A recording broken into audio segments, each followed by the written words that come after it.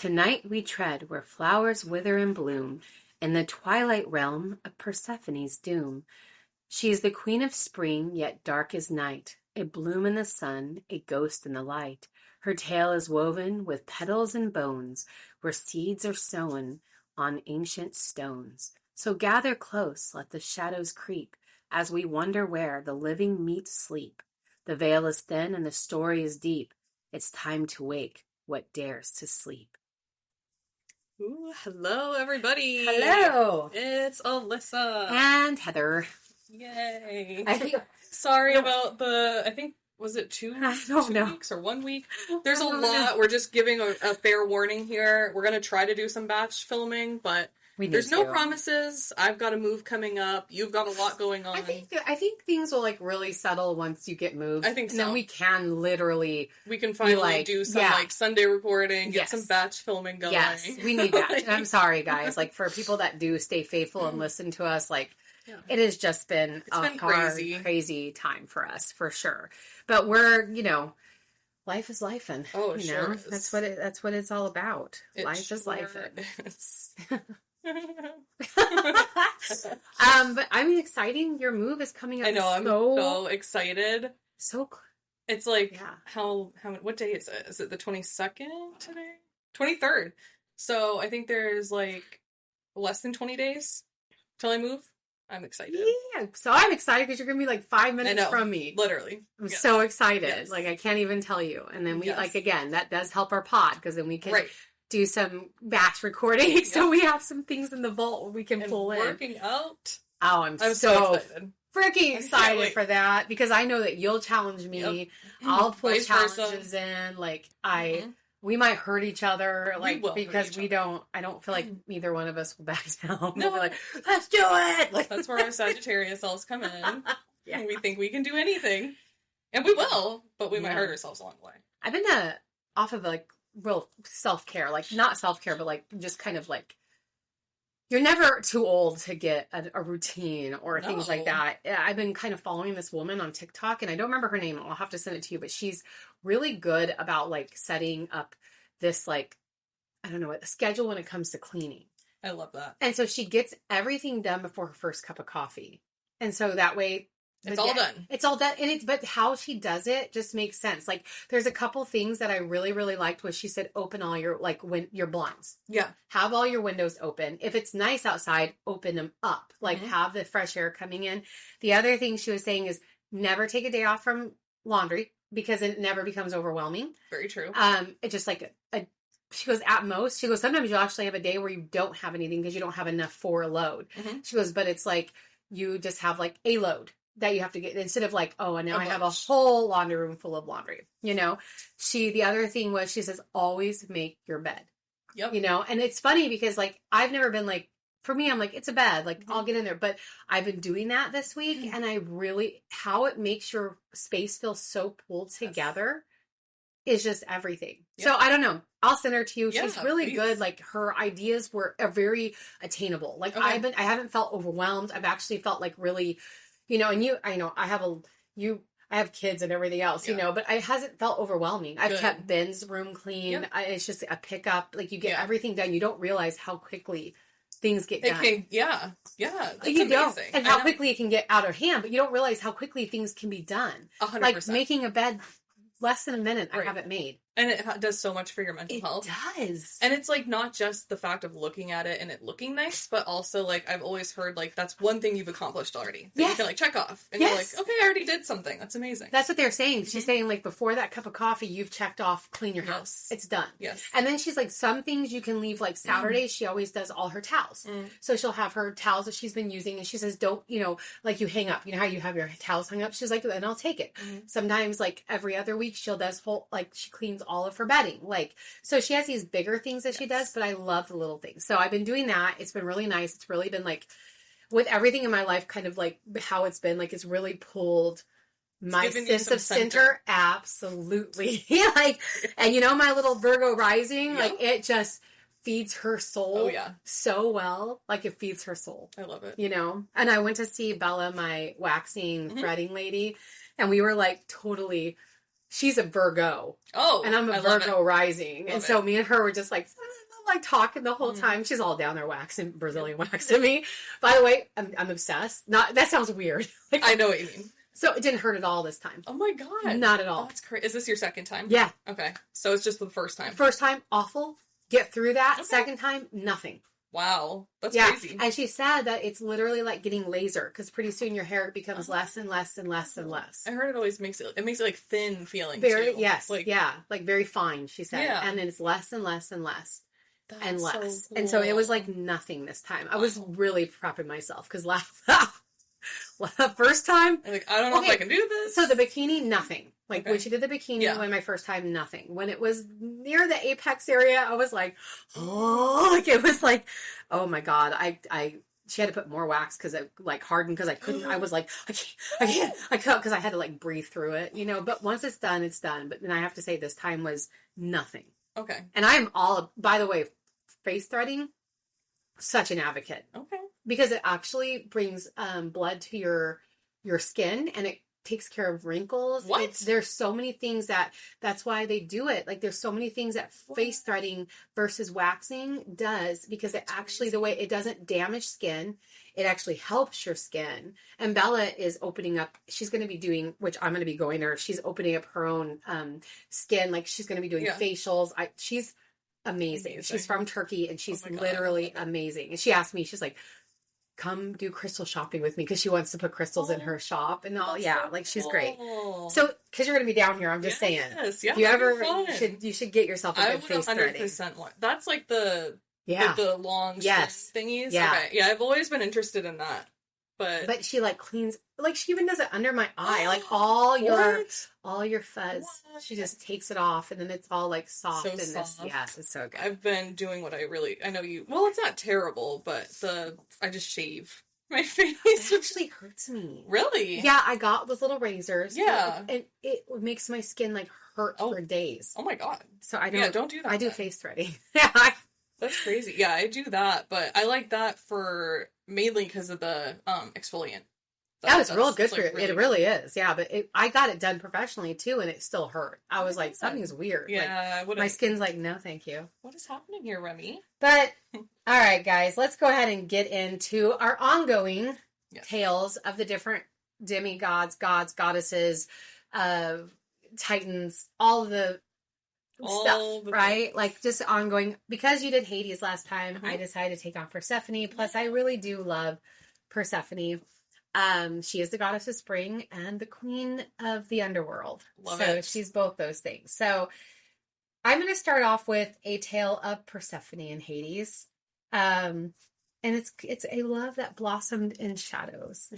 So long ago, when the world was young, the earth flourished under the gentle care of Demeter, goddess of harvest and fertility. Fields of golden wheat swayed in the breeze, and flowers painted the meadows in every shade imaginable. At Demeter's side was her beloved daughter Persephone, whose laughter was as sweet as spring's first bloom. She was known as Kor, the maiden, a symbol of innocence and renewal. She was meant to stay a maiden, by the way. Oh. But fate, as often does, had other plans. In the depths of the underworld, Hades, the god of the dead, ruled a realm of shadows and silence.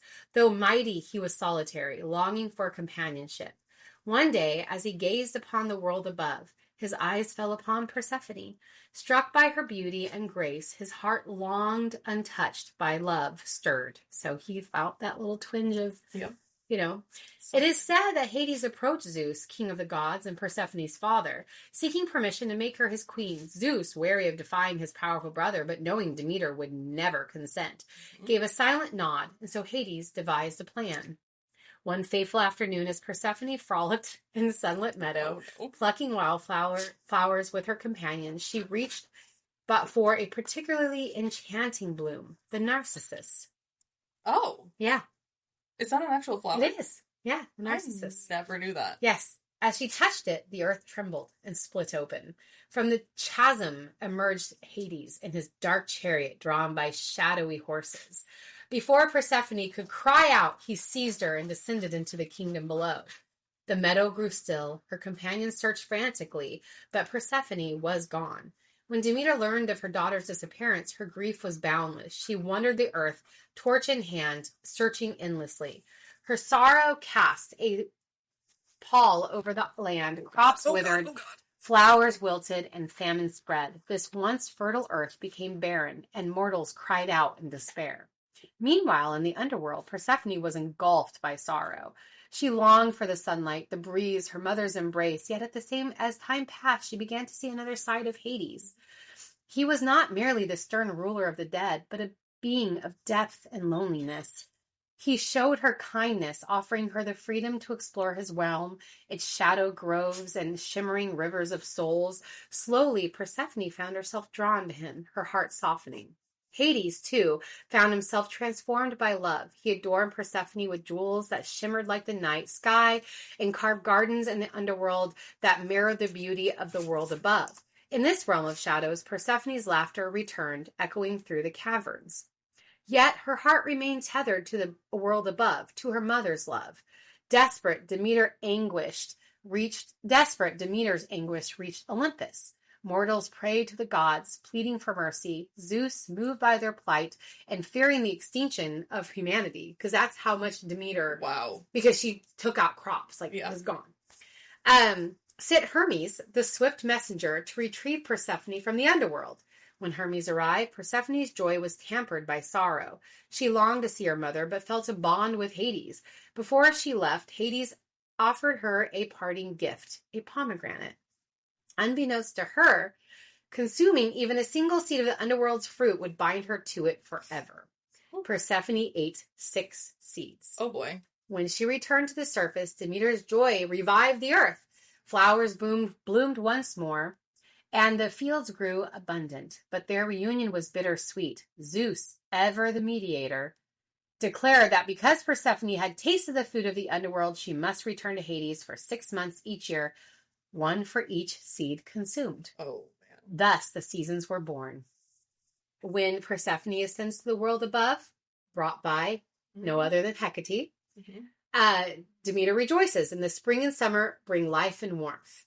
When Persephone returns to the underworld, Demeter mourns, and autumn and winter cover the earth in coldness and stillness. It's so crazy. Over time, Persephone grew into her dual roles, goddess of spring and queen of the underworld. She ruled beside Hades not as a captive, but as an equal, a bridge between life and death. The love born in shadows endured through time, symbolizing the balance between light and darkness, growth and decay, love and loss. Persephone, a pivotal figure in Greek mythology, embodies the dual roles of the goddess of spring's bounty and the formidable queen of the underworld. Her narrative is rich with themes of abduction, transformation, and the internal cycle of life and death. Just had to put the story of them out there. Yes. So the name Persephone has been interpreted in various ways, with some scholars suggesting it means she who brings destruction. Oh. While others propose bringer of light. These interpretations reflects her complex nature, encompassing both life-giving and death-bringing, because she is the queen of the underworld. Mm-hmm. They consider her to be like that destruction, because so many people view death as being bad. Destruction, bad. So the mythological narrative is the most renowned myth involving Persephone is her abduction by Hades, the god of the underworld. As she was gathering flowers, Hades emerged, as we said, taking her, right? And then her mother was... There's a lot of different things in there I just want to say. So Demeter, there's a lot of things when you read about Persephone, Hades, and Demeter, is that Demeter was super overbearing at Persephone. And she carved Persephone to be exactly what she wanted. That it was her daughter would never leave her. Her daughter was this bright, joyful being, but it was more about the fact that her mother created this world that wasn't real for Persephone. Yeah. You know? And that it was very selfish. And she kept core, because she was supposed to be a maiden, away from anybody and everything, so that way they could never take her daughter from her. Because she knew how beautiful Persephone was, and she knew how much joy and light Persephone had. And so she knew that if anyone saw her, they'd take her away. Yep. As Hades did. Now, did Hades do it right? No. But he's also a god. Right. And if we are thinking in the minds of how we think, right? It's not okay to kidnap someone that you want to be with. It's not okay. Like, and there's lots of different fights about their coupling. Like, some say that, what is that called when Stockholm syndrome? Yeah, she has Stockholm syndrome. A lot of things talk about the fact that it's kind of like Beauty and the Beast. Because that's a lot of that actually has been told. Beauty and the Beast is that same thing, because he's the dark, she's this light. Yep. He kidnapped her. You know, he says, you have to stay here for your father. Then she like warms to him. Mm-hmm. I look at it in the realm of gods and goddesses. They don't think the way our human selves think. So for him, he was like, I have this obstacle, which is her mother. And he went to Zeus. He's like, I want Persephone. Yeah. Like, I want her. Like, you got to think about that. Like, he is the god of the underworld. He sees this girl who's like bright and happy. Like, of course he probably yearns for that. Mm-hmm. And he's always very stoic. And so he was like really moved by her. Yeah. So what he do? He was like, okay, I want her. And then Zeus is like, oh yeah, you can have her, but she's got Demeter. Right. And then Hades like, okay, what am I going to do? Oh, I'm going to open the ground up. I'm going to take her. Because, I'll take her. And then he showed her kindness, and he didn't, like, there's other stories about, like, he raped her, but that's not factual. Like, it's actually not written in Greek mythology or Greek history that he did that. Yeah. He showed her kindness. He, like, really, like, gave her time. Right. And she literally came over and was like, okay, like. Yeah. But because I think she has a very here's my opinion, a healthy attachment to her mother. Right. Like, and her mother's sorrow, I think, was more than just the sorrow of losing her daughter. Yeah. I think that she created somebody that was never going to leave her. Yes. And she didn't want any type of, she felt very alone in her position. Mm-hmm. And so I just think that's what it was. Mm-hmm. And yeah. So with the flower, the narcissist that she picked, was that put there by Hades for her to pick and then open the ground? That's interesting. Yeah. A very different flower than what she blooms. Yeah. Yeah. I know. Isn't that interesting? Yeah. I was like, okay. And it's kind of funny because a lot of people actually talk about Demeter being a narcissist. Mm-hmm.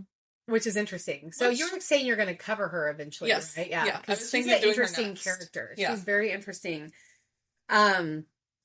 So Persephone's dual role as goddess of fertility and the underworld made her a central figure in various ancient Greek religious practices.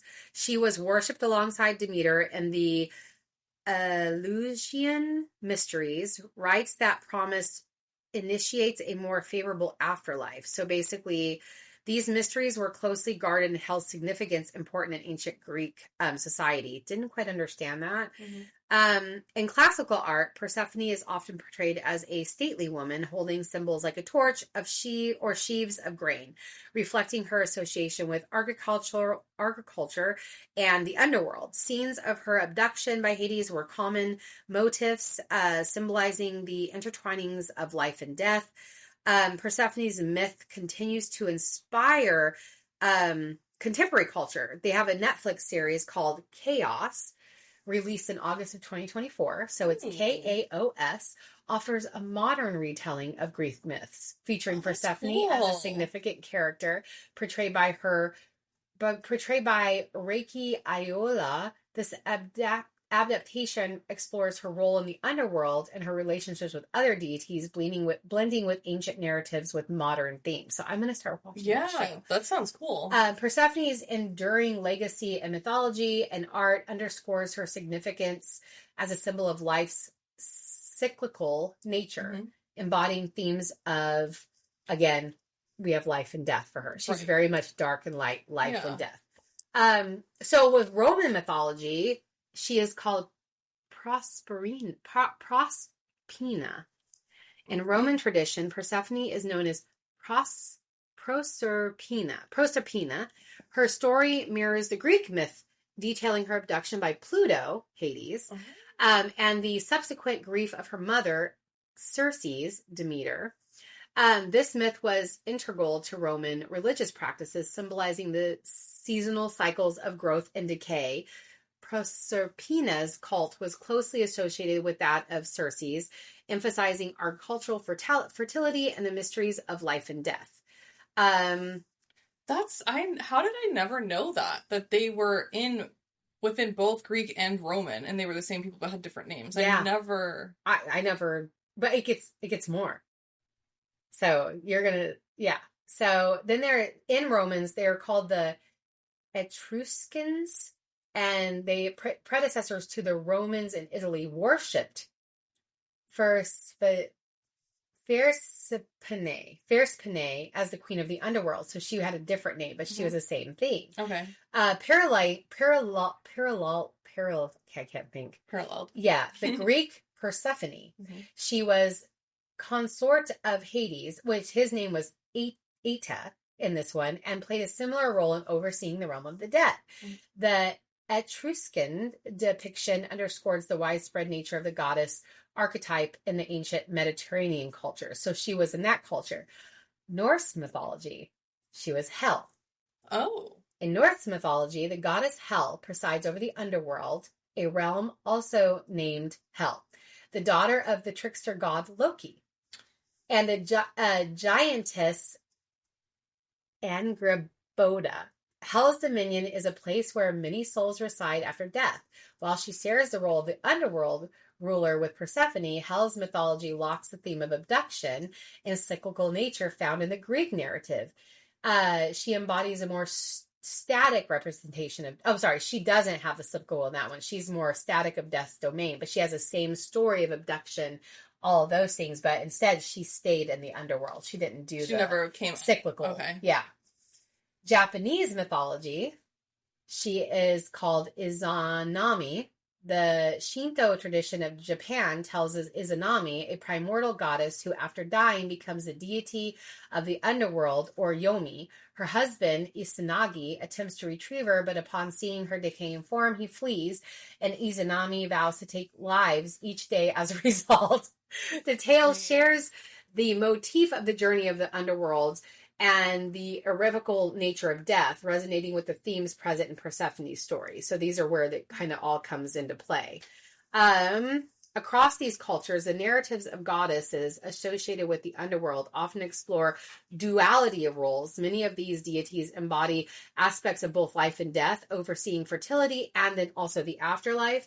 Underworld dominion, they serve as a ruler of significant figures within their respective underworlds, guiding or judging souls. Mythological explanations. These stories often provide frameworks of understanding natural phenomena such as seasonal changes or life cycles. While the specifics vary, the reoccurring presence of such figures highlights a universal human endeavor to comprehend and personify the mysteries of existence and mortality. In modern witchcraft, particularly within Hellenic and neo-pagan traditions, Persephone is venerated as a multifaceted deity embodying themes of transformation, duality, and the cycles of nature. Practitioners engage with her through various rituals, offerings, and personal devotions to honor her roles as both the goddess of spring and the queen of the underworld. So some offerings and altars that are done for her. Devotees often create altars adorned with symbols associated with Persephone. Common offerings are pomegranates, of course. That makes sense. Flowers such as poppies and asphodels, representing her link to spring and rebirth. Grains, reflecting her associating with agriculture and the harvest. Incorporating these items into rituals serves to honor Persephone's dual nature and seek her guidance in personal transformation. So some rituals and celebrations that go along with her. Practitioners may observe seasonal festivals aligning with Persephone's mythological narrative, spring equinox, celebrating her return from the underworld, symbolizing renewal and new beginnings. Autumn equinox, marking her descent back to the underworld, reflecting on the themes of introspection and letting go. These rituals often involve activities like planting seeds in spring, which I've heard, or engaging in shadow work during the autumn to align with Persephone's journey. Actually read that is the pivotal time to do shadow work. That makes sense. Is when the world is going to sleep. I was reading all about shadow work, and it was like that is the time when I guess our bodies are prepared to be able to take on shadow work. Interesting. So that's really interesting, in that our minds and our bodies won't be able to do the shadow work as well when we're coming into the spring and summer. I thought that was really crazy cool. Like I really thought that was interesting. Personal devotions, engaging in personal practices can deepen one's connection to Persephone, meditation and shadow work, exploring one's inner self to embrace both light and darkness, marrying Persephone's own dual existence. Nature walks is something big you can do to connect with her. Creative expression, writing poetry, art, music, blah, blah, blah. These practices allow individuals to embody the transformation aspect of Persephone's in their own lives. And then there's a lot of community worship. So a lot of modern witches find community through online, especially with Persephone, and local groups. So there's actually a lot of online forums, group rituals that go on when it comes to Persephone. So, and they do kind of the same things that we mentioned, but they do it in group forms. Thought that was interesting because I didn't find a lot of that with Hecate. Yeah. But with Persephone, it's a lot of group work. That's interesting. On. Yeah. I thought that was pretty cool. So yeah, like Persephone, I thought it was interesting. Honestly, like that kind of sums her up. I thought it was interesting that the Greek and Rome were right hand in hand with how they their stories. Yeah. Yes, I see how she goes into other cultures, but I also feel like that, and that very well could be her. Right. You know, it very well could be that Hell is her. And I thought it was also interesting that her name was Hell. That they called the Underworld Hell. What was that said that? What culture? That was Norse. Okay. Yeah. Yeah. And that, you know, they still have. I thought it was interesting that these cultures had a female goddess that, yeah, go ahead. I was going to say, I find it really fascinating that she seems to be in so many different cultures. And then when you come to our culture and, I guess I'll just call it Christianity, just for like a general overview. It's just men. Yeah. Yeah. There's God and the devil. Yeah. And I feel like that's really interesting. And I feel like it speaks volumes for what it represents. Absolutely does. But I thought that was really fascinating that there seems to be women representation in every other culture, kind of. Yeah. Except when you come into the cultures that is ruled by modern Christianity and modern Catholicism. Yeah. Then it is very, I mean, Catholicism, I will say they do worship Mary, you know, as the mother of Jesus. Like, but that's what she's worshipped as, is this mother of Jesus. Right. But like, I feel like with Persephone, they really, even though Hades was king of the underworld, they really used her as, like in Greek, Roman, they really used her as the goddess of who's doing the most work. Yeah. Like she's bringing spring, she's taking now autumn, she's ruling she's like the almost nurturing soft side of the souls coming into the underworld. Because she does, like if you read about her story, she really takes that serious. Of like the judging, like she kind of brought the softer side to Hades when he's like, because he was very pragmatic, like I'm just gonna judge them, you know. And then she comes in and she's like, here's my softer, like let's look at this. She like had him kind of see things in a different light, which I thought was really cool. Yeah, like he was able to see things like a little differently. Yeah. And she's like, yeah, like I see what you're saying, but let's look at this soul that you're judging. Let's really look at them, you know? So she brought the softer side. And it said that she brought flowers to the underworld, and that narcissists were, a lot of those flowers were in the underworld. Like she bloomed flowers in the underworld where there was no light. Wow. Like, that's pretty cool. And when she would leave, the flowers would go away and Hades would be sad. So it's interesting because she would leave there. So it'd be kind of like the opposite. Yeah. Like when here, like it would die and then it would be the opposite down there. Yeah. Like she was just the bringer of light and existence and happiness. And that was the same for Hades. Part of me was like, that really sucks that like he had to be without her for 6 months. I know. And I didn't feel that way. What does that say for my relationship with my mother? I didn't feel that way for a mother. Well, I was like, eh. I feel like, I never really knew that much about Persephone, but I feel like I relate a lot to her in terms of like, first of all, spring is my, that is my, I love fall. That's my season. A lot, but I do love spring. I think about how renewed I feel during spring. Like, aside from the big, like, you know, Christmas and Halloween, obviously, Easter has always been like, I have been oddly obsessed with Easter. I'm not. I know, because I've never had to grow up with it in a religious sense, so like I don't have that connotation. But when we talk about this, I don't love the colors. I love the colors. I don't.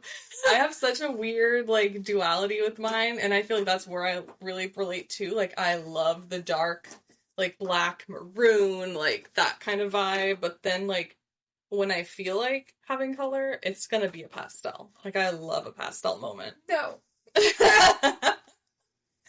There's probably nothing on this earth I hate more than a primary color.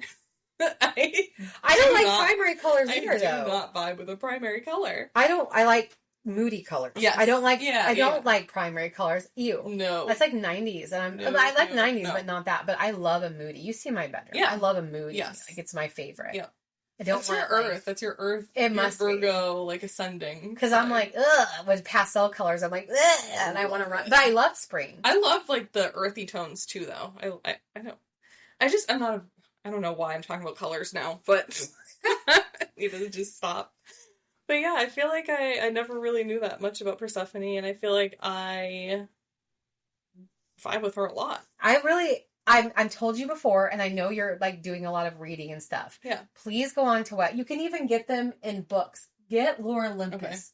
Okay. They modernize the story, but it's so good, and it really does a lot of stuff. It deals with so many different topics, like a relationship with a toxic mother. Yeah. That's one, because Demeter is very toxic in there. Yeah. I think she really grasped like the true essence of Persephone's story with Hades and like everything that went on, because he takes her, and all that kind of stuff. Like, I think it really, but it shows it in different light. Like, he didn't force her to be with him. Like, she got to get her own apartment down there, and like he got to like she got to get to know him. Wait, so she got to have her own little space? Yeah. Dude, that's cool as hell. She did. She got to have her own little space, but she was also Persephone in this Lore Olympus, guys, and I definitely recommend it. It is by Rachel Smythe. She started on Webtoons. Okay. She, as you can see, she actually has books of it, but it's done in, I'm going to grab this so you can see. I just love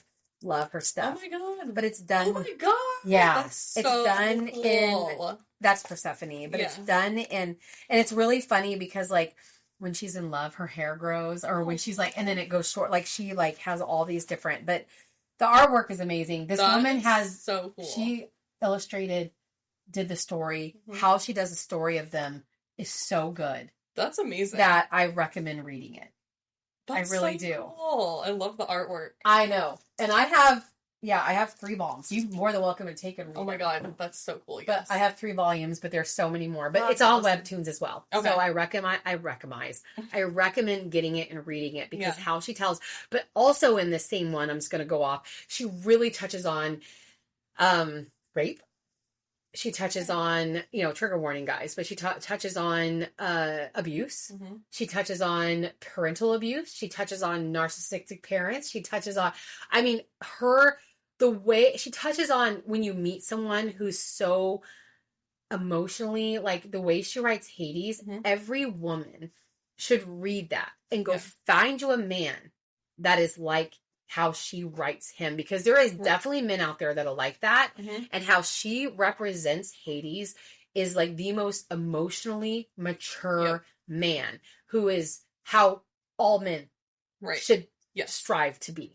Again, not what we perceive him to be. Nope. How she writes him. How she writes him to be. Yes. How she writes him to be. That's what I'm saying. And how she covers rape. How she covers all of these things.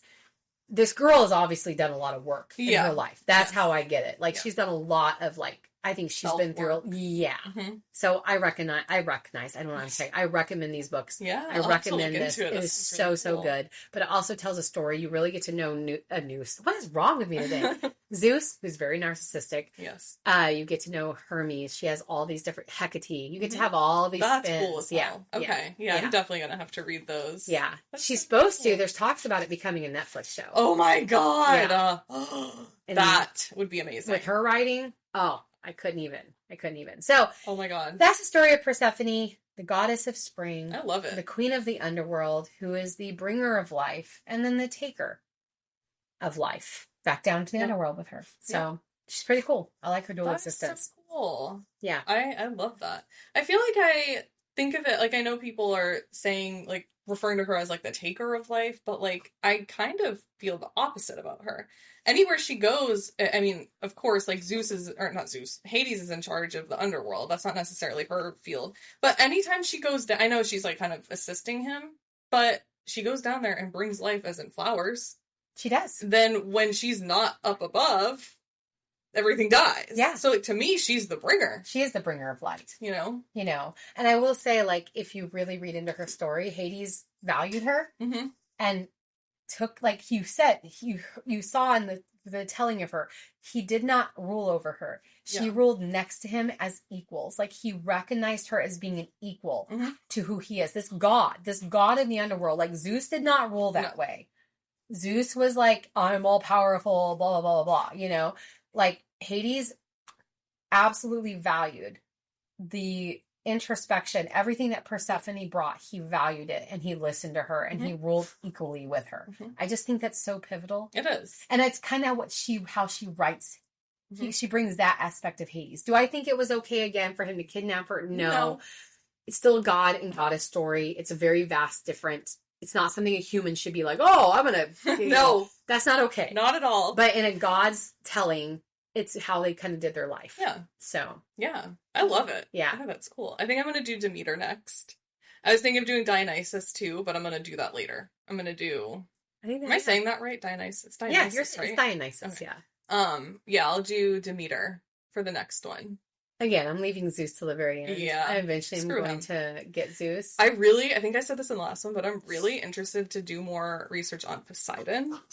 I'm doing Hermes. Okay. So... Yeah, Poseidon is the other brother. So you got so I'll do Demeter, you'll do Hermes, and then I'll do Poseidon. Yeah. Okay. I'm going to bring some, I've done 2 women. I'm going to bring a man in now. I'm going to bring Hermes. Well, the bringer of messages. Oh, that's what that's what he does. So he'll be next. Bring a man. Got to bring a man in. The messenger boy. Messenger boy. Yes. I don't know what I'm talking. I don't know. Oh, man.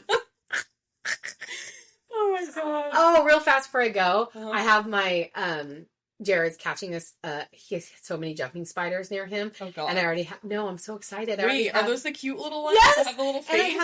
And I got my little cage there, and it's got a little moss covered suspension bridge and little moss, and then it literally has a little drinking thing that's like, you know, the dog's like automatic water feeders, but it's all shallow and tiny, and I'm so excited.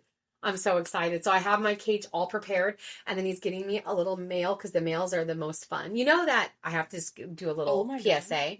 Jumping spiders live anywhere between 3 and 4 years. They are as intelligent as a Labrador Retriever. What? They actually bond, and they are a different type of spider than any spiders that there is out there. These are the little fuzzy ones. Yes, they are the cute ones.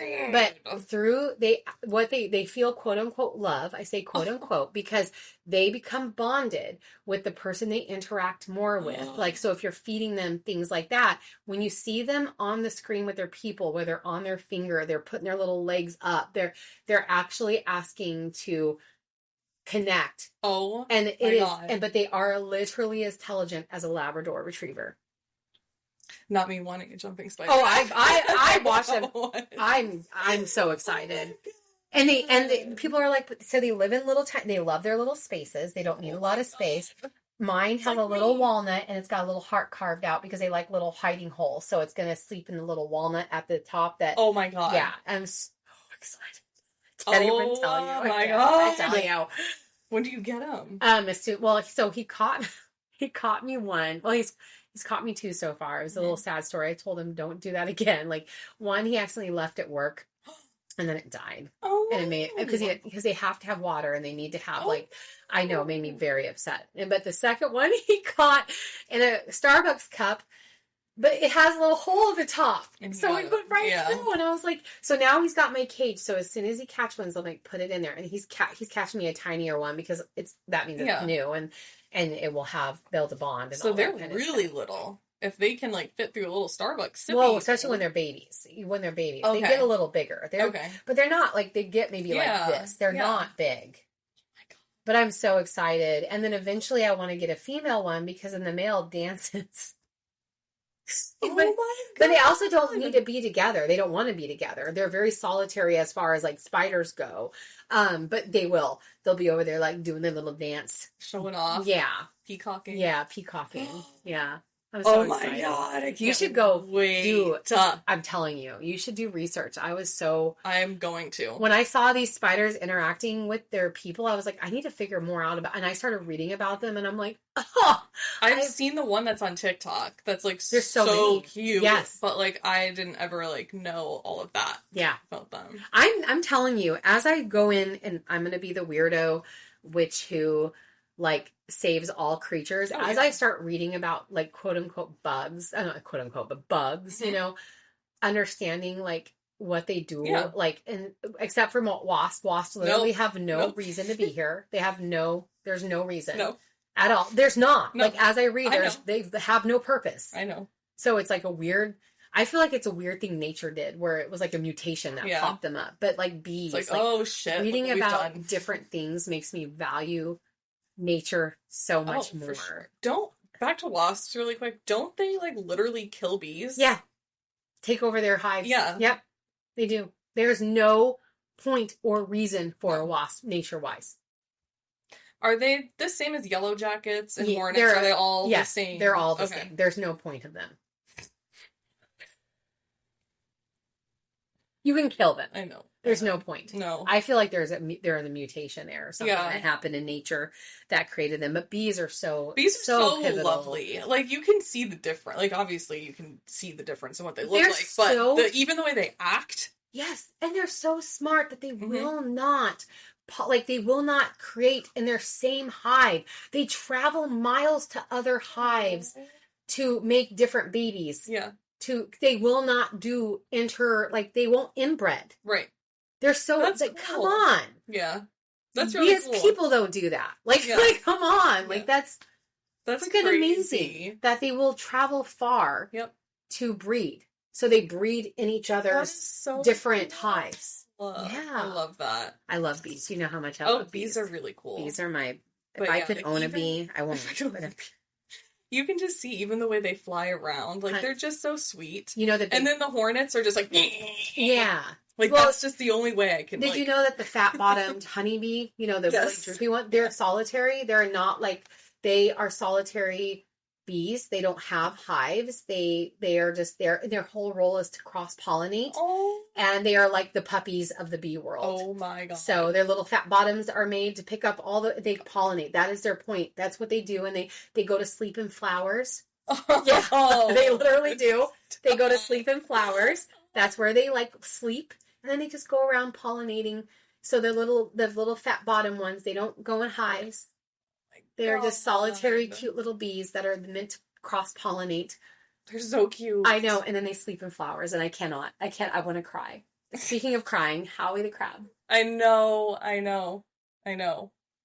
Like, it's so sad. I can't. It's so I've sad. left so many messages for her on her thing, because I just feel so sad for her, because she loved Howie so much. And Howie literally brought so much understanding to me. I don't eat real crab anymore. I eat imitation crab only. Yep. Because of the fact that people do not understand that crabs are sentient. They actually feel. And the way that us as Americans, now other cultures have actually got on board, and they do the humane killing of them. Yeah. We are still boiling them alive. Are you kidding me? Oh, no, I'm not. We still boil them alive in America. And they've actually done research that it actually taints their meat to do so, because they are being boiled the fuck alive. Of course. But we still, because we don't care. Even though it is absolutely Howie would literally mouth to eat. I know. She would go, sign language. I know. To say she was hungry. You're telling me that someone that does not have thinking abilities. When she would do this and reach up? Yes. With her little grabbers. Yes. Oh. Or when she would offer her food and it wasn't what she wanted, she would just keep going. She's like, that's basically saying, this is not what I want. You're telling me that she did not have a thought process? Yes. Sorry, I miss her so. I'm gonna cry. She's so freaking cute. Her little cowgirl hat. Oh, and her little walker. I can't. Oh my god. Well, it's amazing that she had a very good life. Oh, she had an Lauren amazing, gave her the best life ever. She lived longer than any crab has lived. That's 9.5 years because of how well and how enriched her life was. And did you see the video, last thing, and then we're going to go because we're going pretty far. Did you see the video of when she was talking about how we understand what she was watching? Because when she would clean her tank, she would put SpongeBob on for her. Stop it. No, she would. She would put an iPad in this little container and then put SpongeBob on for her, and she would watch. And she was actively, like, engaged, right? Oh, they're like, does she understand what she was watching? And she goes, yes. One time I decided to put a documentary about the ocean on there. And then this fish came in, and she literally startled and then fell back. And you could see it. She goes, whoa! Like, so she got afraid and, like, fell back. But when SpongeBob was on, you could tell by her little eyes, she was, like, very much enjoying watching SpongeBob. Freaking God. That is so cool. Yes. Oh. So I guess my PSA is don't just decide what an animal feels or thinks. For sure. Because you think that they don't feel and think what you think they do. That was really a confusing message. I got what you're putting Thank you. But, like, you don't just decide because you think they don't think like you. Yeah. That they don't have feelings and understandings, because they do. And you could tell that Howie, whether it was out of comfortableness because she knew Lauren was going to take care of her, to me, that is still a part of love. Yeah. Right? And Howie would nap on, like, she would go out with the cats, and when Lauren was on the couch, she would nestle in to a soft blanket and would literally go to sleep on Lauren. Oh my God. I'm telling you, I'm just saying, like, don't discount what an animal feels. For sure. That's all I'm going to say. For sure. I agree. And make sure you always protect bees and don't kill all spiders. I am now on that. Yeah. Like, and I used to be afraid of spiders, and I'm like, don't kill all spiders. Yep. There's some spiders that can hurt you. So yeah, you're going to have to get rid of them. But yeah, there's lots of things in nature that there's a reason and a purpose. 100%. I always do my best to not, like, I don't think I've ever been, like, a killer of, like, anything that, like, is in my house. But yes, that's a different story. And fire ants. Yeah, fire ants. I'm sorry. Dude, I had fire ants. I kept building their little freaking home. I'm not kidding. I killed their nest. Not nest. Little pile. That's 4 times. It's a nest, though. 4 times. It's because it's deep in the ground. It's coming back up. Okay. That's like, why. What? Are you not kidding? No, it's deep in the ground. It's going to keep coming back up. You know, but the fire ants are fucking scary. They literally, old man fell. In the area that I lived, he fell, and they ate him. They didn't eat him. They, like, stung him to, sorry, I didn't mean ate. They stung him to death. Killed him. They swarmed him and stung him to death and killed him. Oh my God. Yeah. So I'm just saying, they're scary as hell. They're scary. Fire ants are no-go. There are some things that I think have mutated, like the African bees. They're not actually bees. They're a type of wasp, but they're called African bees, and they will kill people. Nope. But then there's things that were obviously created by nature to help us, and those are honeybees and bees in general, and there's so much that they do for nature, and that is so needed for our existence, that I'm just saying, don't just go, go and have them removed. Don't just kill them off. Things like that when it comes to those kind of bees. But then there's things out there that are just, I think, mutations. And Dude, I can't fuck with the giant hornets and the giant spiders, like the ones in, like, Australia. I know. What the fuck is that? That's scary. I don't even know how to deal with that. What the fuck? I wouldn't kill him though. I'd just run away. Dude, you know what I don't understand? And I think it's a lot of people that are not from Florida. People who literally kill lizards. They kill on purpose. What?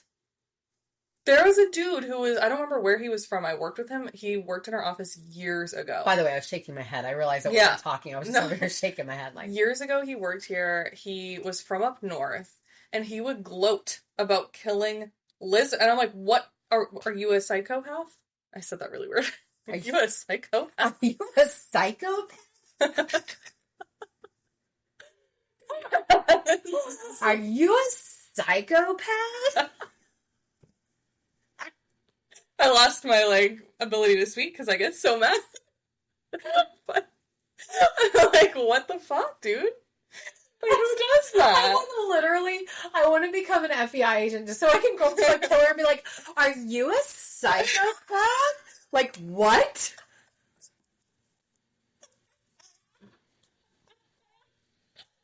Oh my god.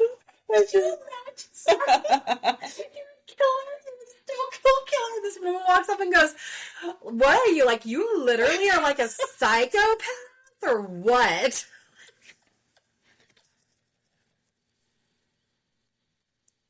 Disdain. Disgusting. No. We are not having this. No, you are caught. You're caught. But go on what you're saying. No, that was it. That was it. I just was like, what a psycho. Like, who does that? What is that? Like, who does Literally it? A psycho, huh? Yeah, who does that? You know, they have those African gummies, I think they are, or whatever. They're invasive into Florida, but, like, that's not my problem. Yeah. I'm not going to report them. No, I'm not. I won't. Liz is going to listen and be like, don't say that on air. I just don't know. I don't know what is happening, but suddenly all around my area, like, and I'm not, like, I wouldn't say I'm South Florida, but, like, I live closer to South Florida. Mm-hmm. Yeah. And, I guess I am technically South Florida. I think you are considered South Florida. But I've never had the Uromastics or the bearded dragons are popping up everywhere. Remember, you were like thinking that maybe it was someone let them go. No, they're everywhere. What happened? Like, Katie had them right in her neighborhood. What the hell? Here. I don't know, because I was with you. I was like, maybe someone. I didn't think that they were just like out. It's not their normal for them. It's not their environment. That's what's confusing. It's not. Like, they're usually dry, arid, so it's very weird that they're, and we're getting iguanas here. Yeah, I've seen where them. we are. Yeah. And I consider us like in the middle. Yeah. So we're going towards north, but we're also going towards south. So I feel like where I'm at, you're kind of smack in the middle. Yes. I feel like where you're going, you're starting to really start going towards south, but like. It's weird. We got iguanas over here weird. Now. And I've only heard of iguanas being like up in, not here. So strange. So crazy. I don't know, but all right. Okay, we're on tangents today. Yeah, okay. But that's what happens when we don't Sunday mornings. Yeah, Sunday mornings, and we haven't recorded in a while, so okay. Well, I'm going to be doing I will be there Tuesday. Okay, yes. I will be, even though I'm flying out Wednesday, but it's in the evening, so because I'm going to Michigan. Yes. So that's the only thing.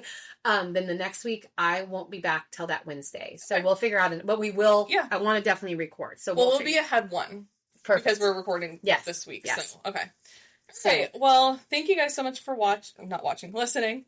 I think we paint pictures. You kind of like watching the way we talk. We paint a picture for everybody. If you're imaginative, thank you for watching. Thank you for hanging on with us too right now with how life is. Yeah. Appreciate you guys. Please don't drop off. We're not going anywhere. I would say like mid-March. It should be like late March. Should be normal. Mid to late March. Absolutely. So. All right. Well, thank you guys so much for listening. Please remember to like, comment, and subscribe. We'll see you in the next one. Thanks, guys. Bye. Bye.